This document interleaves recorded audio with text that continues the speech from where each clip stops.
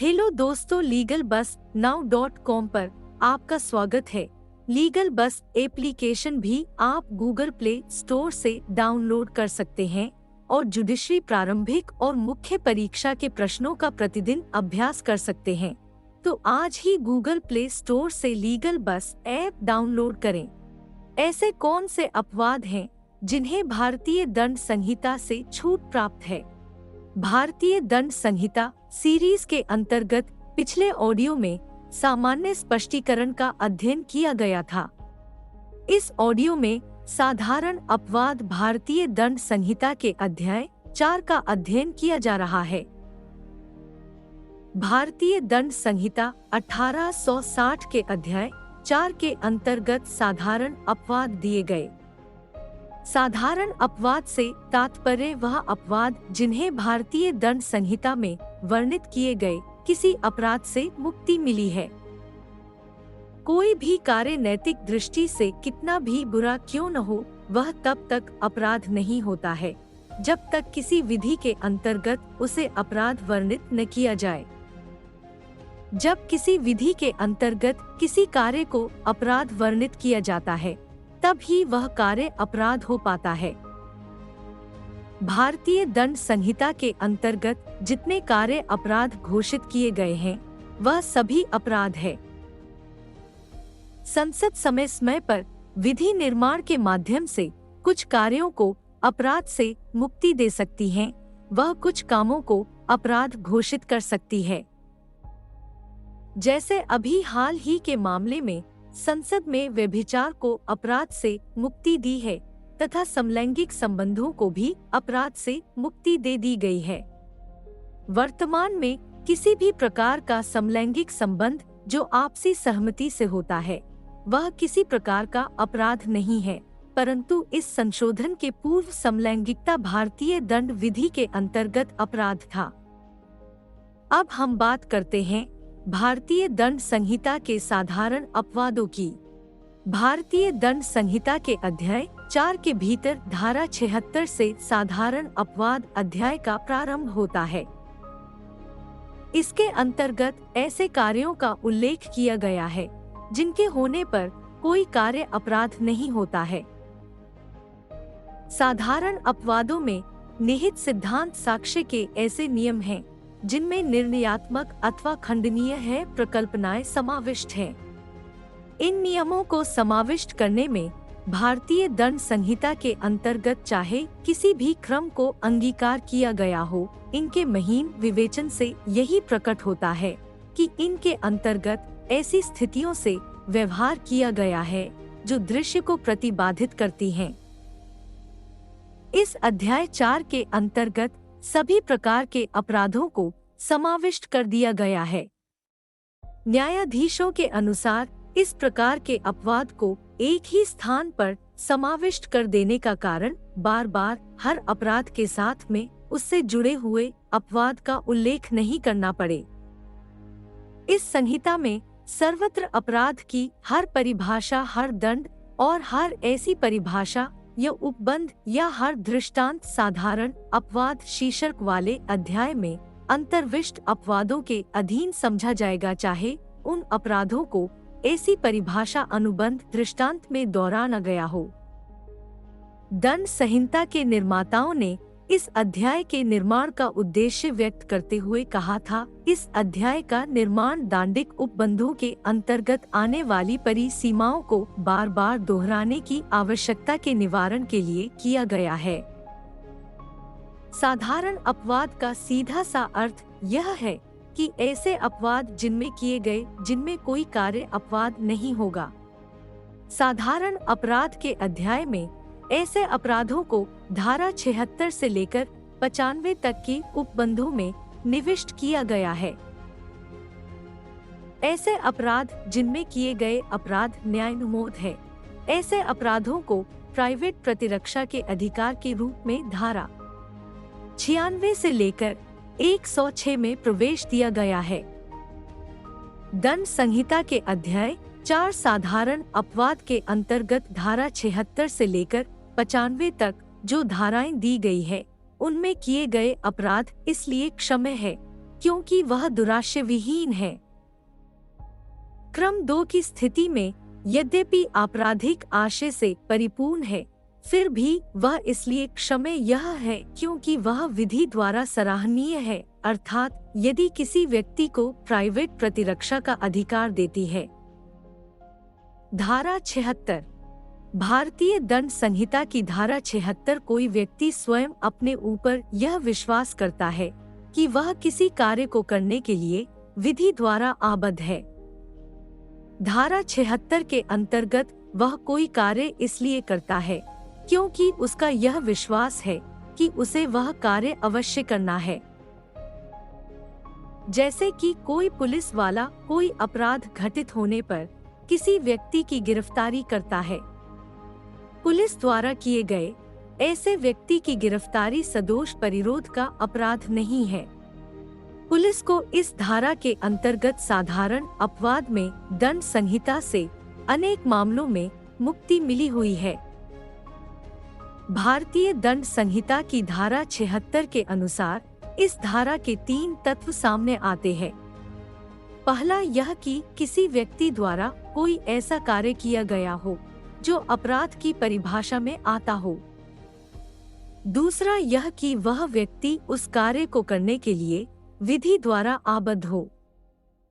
यह कि वह व्यक्ति तत्व की भूल के कारण न कि विधि के भूल के कारण सद्भावना पूर्वक यह विश्वास करता हो कि वह उसे करने के लिए विधि द्वारा आबद्ध है।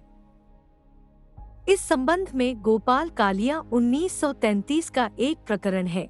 इसमें पुलिस अधिकारी एक व्यक्ति का वारंट लेकर गिरफ्तार करने के लिए मुंबई जाता है। जांच के पश्चात एवं सद्भावना पूर्वक विश्वास करते हुए कि गिरफ्तार किए जाने वाला व्यक्ति यही है, वह परिवादी को गिरफ्तार कर लेता है। परिवादी उस पुलिस अधिकारी के विरुद्ध सदोष परिरोध के लिए कार्यवाही करता है। यह धारण किया गया कि पुलिस अधिकारी इस धारा के अंतर्गत सुरक्षित होने के कारण किसी भी अपराध का दोषी नहीं था। धारा 77 भारतीय दंड संहिता की धारा 77 न्यायिक कार्य करते हुए किसी न्यायाधीश को दंड संहिता से मुक्ति देती है। इस धारा के अनुसार कोई बात अपराध नहीं है जो न्यायिक कार्य करते हुए न्यायाधीश द्वारा ऐसी किसी शक्ति के प्रयोग में की जाती है जिसके बारे में उसे सद्भावना पूर्वक विश्वास है कि वह उसे विधि द्वारा दी गई है।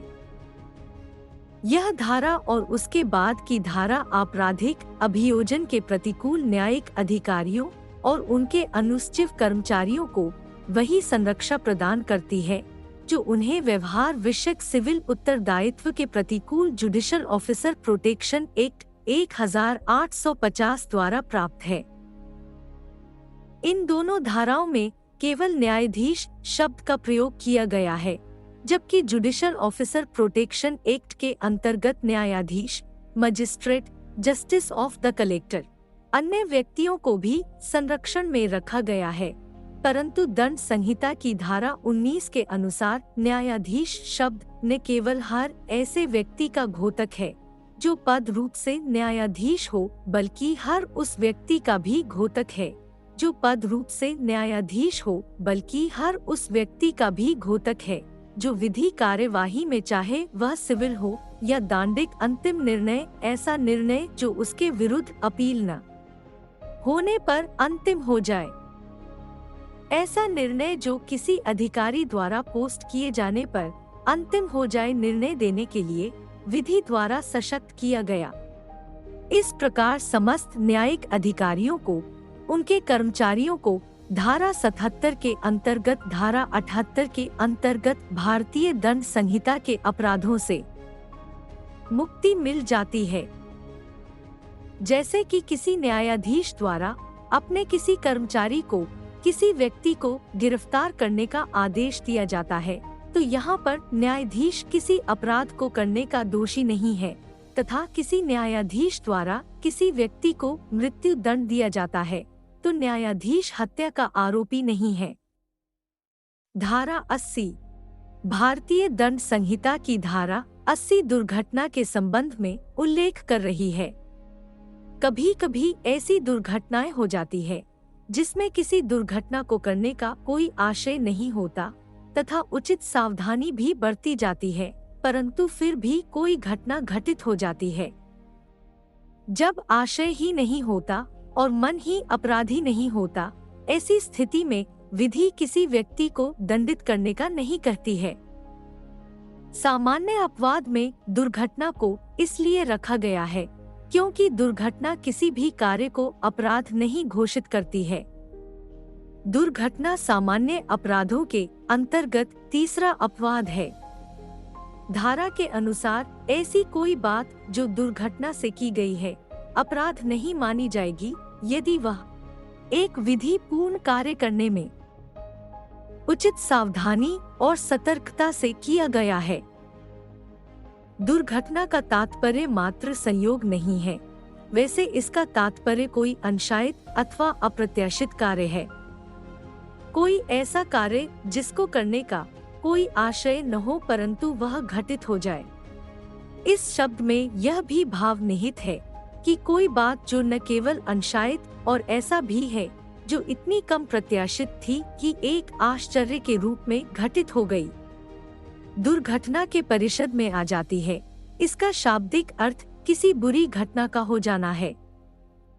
सामान्य भाव बोध के अंतर्गत इसका तात्पर्य वह घटना है जो किसी व्यक्ति की दूरदर्शिता प्रत्याशा के विपरीत घटित हो गई। विधि किसी परिणाम को दुर्घटना तब मानती है जब वह कार्य जिससे ऐसा परिणाम कारित हुआ है, इसे परिणाम को कार्य करने आशय से न किया गया हो। ऐसे आशय के परिणाम स्वरूप उसका घटित होना ऐसा संभव न हो कि कोई सामान्य बुद्धि का व्यक्ति ऐसी परिस्थितियों में जिसमें कि ऐसा परिणाम घटित हुआ है, उसके विपरीत युक्तियुक्त पूर्व में पूर्वाधान का प्रयोग करता है। जैसे कि एक अध्यापक एक छात्र को इस आशय से नहीं पीटता ताकि उसकी मृत्यु हो जाए या उसे ऊपर शिकायत हो, वरन वह उसके सुधार के लिए मर्यादित पिटाई करता है, तो छात्र की मृत्यु के लिए अध्यापक उत्तरदायी नहीं है। भूपेंद्र सिंह सुदामा बनाम गुजरात राज्य 1998 SSC 603 के प्रकरण में अभियुक्त कांस्टेबल अपने से तत्काल वरिष्ठ हेड कांस्टेबल के साथ गुजरात राज्य में सांपला बांध पर उसकी रक्षा के प्रायोजन से नियुक्त किया गया था। रात्रि काल में उसने अपने उस वरिष्ठ सहकर्मी पर नजदीक से गोली चलाकर उसकी मृत्यु कार्य कर दी। यह अभिनिर्धारित किया गया कि यह तथ्य कि अभियुक्त ने रात्रिकाल में अपने ही साथी को नजदीक से निशाने में लेकर उसकी पहचान किए बिना उस पर गोली चलाकर उसकी मृत्यु कारित कर दी थी। यहाँ यह दर्शित करता है कि उसने उचित सतर्कता और सावधानी के साथ अपना कार्य नहीं किया था, अतः उसका कार्य क्षम्य नहीं है। इसके अतिरिक्त अभियुक्त ने कभी भी यह दलील नहीं की थी कि मृतक को मारने का उसका कार्य दुर्घटना अथवा दुर्भाग्य का परिणाम था। धारा 82 भारतीय दंड संहिता की धारा 82 7 वर्ष से कम आयु के शिशु के कार्य को अपराध नहीं मानती है, अर्थात कोई भी बालक जो 7 वर्ष से कम आयु का है उसके द्वारा किया गया कोई भी कार्य अपराध नहीं माना जाएगा। विशुद्ध रूप से 7 वर्ष के बालक को अपराध की श्रेणी से दूर रख दिया गया है। विवेक अथवा समझ का निर्माण न कर सकने वाली आयु के संबंध में विभिन्न देशों में विभिन्न मत है। मुख्य न्यायाधीश के अनुसार सिविल विधि 25 वर्ष के लोगों को अल्पवयस्क मानती है और ऐसे युवकों को 3 वर्गों में विभाजित करती है। प्रथम आयु वर्ग को इन्फ्रेंटी अर्थात जन्म से लेकर 7 वर्ष के आयु वर्ग में रखा गया है। भारतीय दंड संहिता की धारा 82 7 वर्ष से कम आयु के शिशु को आपराधिक कार्य से परम मुक्ति प्रदान करती है। इंग्लैंड में जो विधि है उसमें भी ऐसे शिशु को अपराध करने में सक्षम माना गया है। इसका तात्पर्य अच्छाई और बुराई के बीच अंतर स्थापित करने में असमर्थ होना है। यदि शिशु 7 वर्ष से कम आयु का है तो इस सत्य का प्रमाण उसके कार्य से ही मिल जाएगा। दंड संहिता की धारा 40 में विनिर्दिष्ट प्रावधानों के अनुसार धारा 82 में विहित परम उन्मुक्ति संहिता के अतिरिक्त किसी भी स्थानीय विशिष्ट विधि में परिभाषित अपराधियों तक विस्तृत है, अर्थात केवल भारतीय दंड संहिता के मामले में ही 7 वर्ष के बालक को किसी अपराध से मुक्ति नहीं मिली है, अपितु कोई भी विधि जो किसी भी दंड की व्यवस्था करती है उसके अंतर्गत किसी भी बालक को जिसकी आयु 7 वर्ष से कम है अपराधी नहीं माना जाएगा। मकबूल शाह के मामले में कहा गया है कि 7 वर्ष से कम आयु के शिशु को अभिकर्ता बनाकर यदि कोई व्यक्ति अपराध करवाता है तो ऐसा शिशु दंडनीय नहीं है, परंतु वह व्यक्ति दुष्प्रेरण के रूप में दंडनीय है जो उससे अपराध करवाता है। धारा 83 संहिता की धारा 83 7 वर्ष से अधिक परंतु 12 वर्ष से कम आयु के शिशु को आपराधिक दायित्व से विशुद्ध उन्मुक्ति प्रदान करती है। अपराध के लिए सक्षम व्यक्ति की कोटि में आते हैं। इस श्रेणी के शिशु इतने सक्षम हो जाते हैं कि अपने आचरण की प्रकृति और उसके परिणामों का निर्णय न कर सके। यदि ऐसे शिशु की समझत इतनी परिपक्व नहीं हो पाई है कि वह आपराधिक कृत्य के अवसर पर अपने आचरण की प्रकृति और उसके परिणामों का निर्णय कर सके, तो यह धारा उसे विशेष उन्मुक्ति प्रदान करती है और 7 वर्ष तथा 12 वर्ष की आयु के शिशु का उत्तरदायित्व उसकी समझ के अनुसार निर्धारित किया जा सकता है। धारा 83 के अंतर्गत उसे उन्मुक्ति नहीं मिल सकती यदि उसने कोई कार्य दुर्भावना से ग्रसित होकर किया है। एक बहुत पुराने प्रकरण में 10 वर्षीय बालिका को अपने पति की हत्या कार्य करने के लिए आजीवन निर्वासन की सजा दी गई थी, जो बाद में न्यायालय द्वारा 7 वर्ष के दंडादेश में परिवर्तित कर दी गई। बालिका को उसके पति और ससुर ने गाली दी थी और मारने का प्रयत्न किया था। एक दिन जब उसका पति सो रहा था, उसने लकड़ी काटने के उपकरण से उसके गले पर वार कर दिया, जिससे उसकी मृत्यु हो गई। इस हमले के बाद वह भागकर कहीं छुप गई। न्यायालय में उसकी प्रतिभा और व्यवहार तथा कार्य करने के बाद उसके छुप जाने के तरीके से यह निष्कर्ष निकाला कि वह अपराध करने में सक्षम व्यक्ति की श्रेणी में आ गई थी। उसे अपने कृत्य के तदनुसार दोष सिद्ध किया गया। 1974 के एक और पुराने प्रकरण में 12 वर्षीय बालिका ने अपने पड़ोसी के घर में आग लगा दी थी क्योंकि उसने उसकी मां को धमकाया था। उच्च न्यायालय ने इस संदर्भ में समुचित विधिक सिद्धांत का प्रतिपादन करते हुए भावना व्यक्त की, यदि किसी बालक को हत्या आगजनी जैसे किसी अपराध के लिए विचारण किया जा रहा है तो विचारों का केंद्र बिंदु यह होना चाहिए कि क्या उसे ज्ञान था कि उसके कार्य का परिणाम हत्या है, या उस चीज के प्रति जो आग का प्रयोग कर रही है क्या वह उसे जला देगी। हीरालाल मलिक बनाम स्टेट ऑफ बिहार के वाद में अपीलकर्ता जो 12 वर्ष की कम आयु का था, मृतक के गले पर तलवार से वार किया था। उसका आचरण स्पष्ट यह प्रकट करता था कि वह दुर्भावना से ग्रस्त था। उसने वही किया जो वह चाहता था। उसे धारा 326 के अधीन दोष सिद्ध किया गया, परंतु मृत्यु के बाद में 10 वर्षीय नौकरानी ने 50 पैसे मूल्य का एक बटन चुराकर अपनी मां को दे दिया था। उसकी दोष सिद्धि को अखंडित करते हुए निर्णय प्रदान किया कि उसके मामले में कोई भी ऐसा निष्कर्ष नहीं निकल रहा है कि उसकी समाज इतने परिपक्व हो चुकी थी कि वह अपने कार्य की प्रकृति को समझ सके। भारतीय दंड संहिता की धारा 84 ऐसे व्यक्ति द्वारा किए गए काम को जो चित्त विकृत प्रकृति का है या जो वह कर रहा है वह दोषपूर्ण या विधि के प्रतिकूल जानने में असमर्थ है, कोई भी काम अपराध नहीं है। इस विधि के अंतर्गत धारा 84 के अनुसार पागल व्यक्तियों को दंड संहिता से मुक्ति दी गई है। अपने पागलपन से ही दंड मुक्ति पाता है।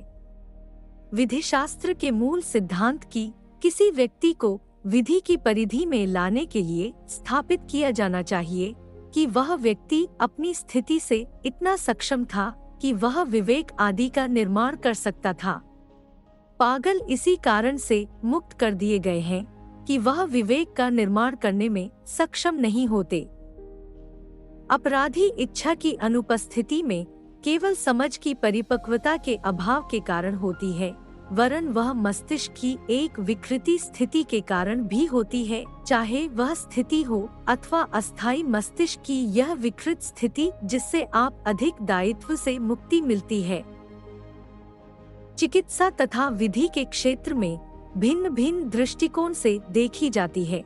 चिकित्सा दृष्टिकोण के अनुसार अपराध करते समय हर व्यक्ति पागल होता है, उसे अपराध से मुक्ति मिलनी चाहिए, परंतु व्यक्ति की मौत के बीच अंतर स्थापित करने में समर्थ होता है और इसी मापदंड को भागीदारी में भारतीय दंड संहिता की धारा 84 में समाविष्ट किया गया है।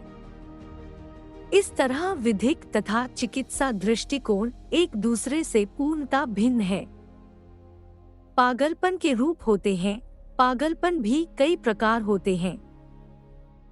पागल न केवल संकाय को प्रभावित करता है, वरन वह मस्तिष्क के अन्य प्रकोष्ठ को भी प्रभावित करता है।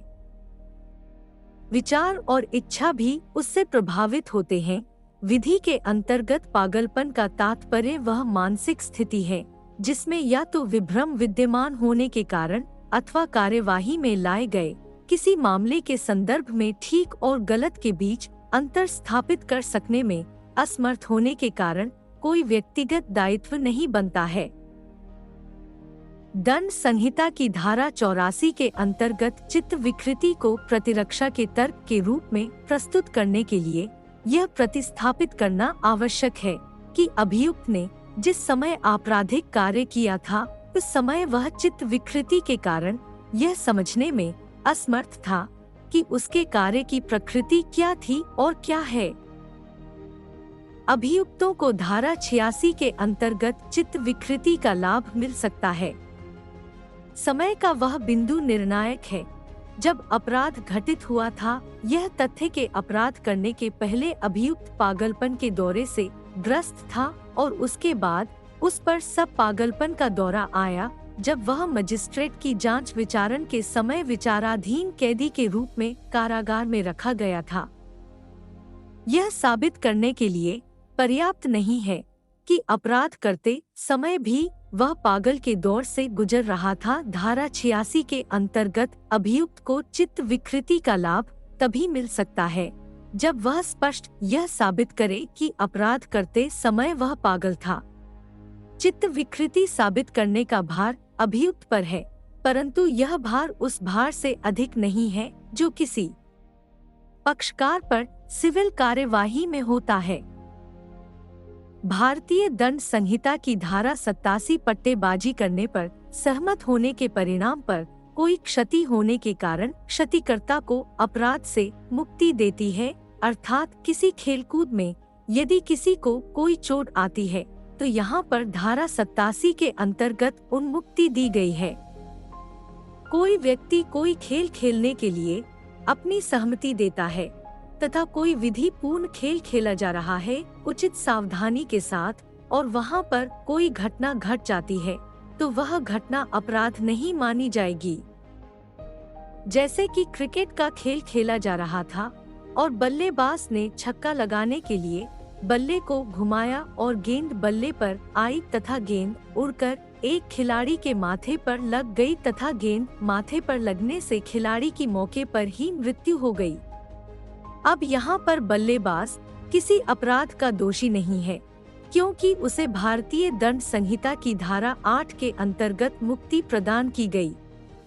खेल पूरी सावधानी के साथ खेला जा रहा था, जो नियम थे उसी के अनुसार खेला जा रहा था। खेल के भीतर कोई दो राय नहीं था, मारने का आशय नहीं था, खेल के उद्देश्य से ही खेला जा रहा था और वहाँ पर मृत्यु कारित हो जाती है तो इस स्थिति में भारतीय दंड संहिता की धारा 86 उसे मुक्ति देती है।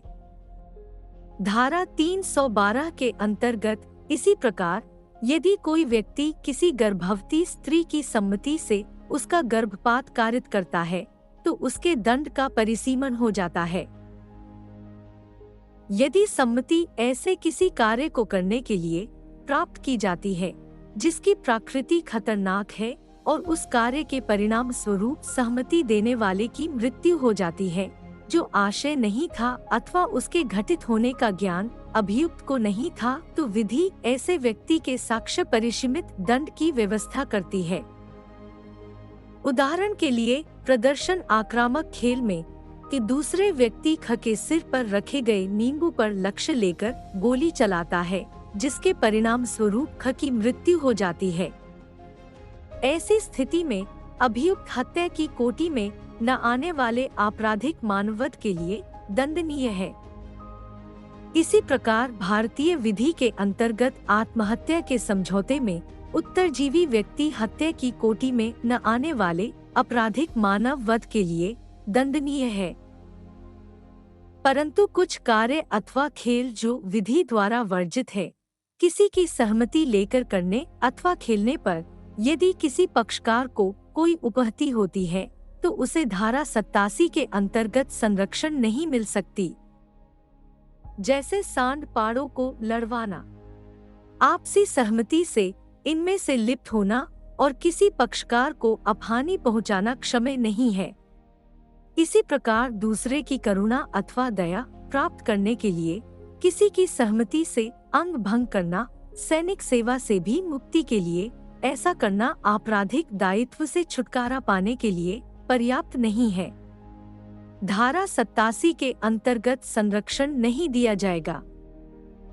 भारतीय दंड संहिता की धारा चिकित्सक को संरक्षण प्रदान कर रही है। इस धारा का जो चिकित्सक का दृष्टांत दिया गया है, उसके अनुसार एक चिकित्सक यदि किसी का ऑपरेशन करता है तथा ऑपरेशन के दौरान उसकी मृत्यु हो जाती है, ऑपरेशन उचित सावधानियों के साथ किया जा रहा था तथा रजिस्टर्ड डॉक्टर द्वारा किया जा रहा था, तो यहाँ पर डॉक्टर द्वारा कोई अपराध कारित नहीं किया गया है, क्योंकि वह सद्भावना पूर्वक कार्य कर रहा था। जिस व्यक्ति की मृत्यु हुई है उसके लाभ के लिए कार्य कर रहा था।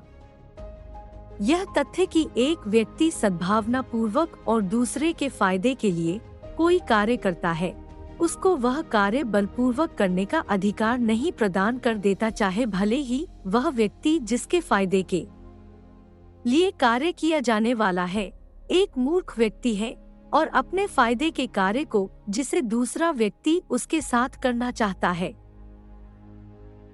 अभिव्यक्त न होकर विवक्षित परिणाम बहुत बड़ी हो सकती है, वह मृत्यु तक भी हो सकती है, परंतु ऐसी हानि तभी माफी योग्य है जब वह आशय से न हो। इसी प्रकार देखा जा सकता है कि विधि उस व्यक्ति के साथ अधिक उदारता का बर्ताव करती है जो दूसरे के फायदे के लिए कार्य करता है। धारा 88 के आवश्यक तत्व। धारा 88 के अंतर्गत किसी व्यक्ति को क्षमा नहीं प्रदान की जा सकती यदि उसने आशय मृत्यु कारित की है।